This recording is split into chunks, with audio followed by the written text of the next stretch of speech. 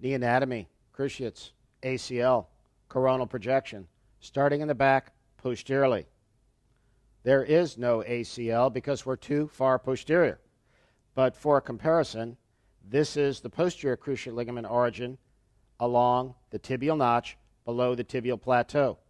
The anterior cruciate ligament on the next slice should appear here along the medial inner wall of the lateral femoral condyle. Let's see if it does. It certainly does. It's a long linear structure composed of two bundles.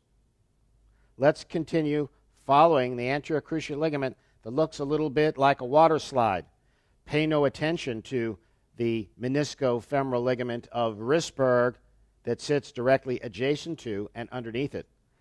There's our water slide, nice and straight, maybe a little bit of undulation, but relatively straight with parallel fibers, the lateral and the medial bundle, posteromedial, anterolateral, coming down together in this diagram, inseparable, and continue to follow our water slide down, for the coronal projection may bail you out when you have a distal injury that is obscured by blood or an avulsed tibial spine or by simple edema in the sagittal projection.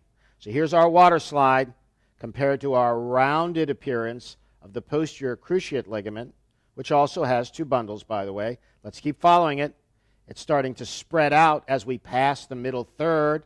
It's fanning, inserting between the tibial spines closer to the medial tibial spine, and continues on to insert anterior to the tibial spines, still fanned out, and then finally we've lost it. So if we go back one, we see that it's located between the anterior horns of the menisci. We go forward one, and what's in front of it? The transverse meniscal ligament of Winslow, and a thick fibroelastic band that communicates sometimes with the infrapatellar plica called the ligamentum mucosum. Don't forget to look at the other accompanying companion vignettes.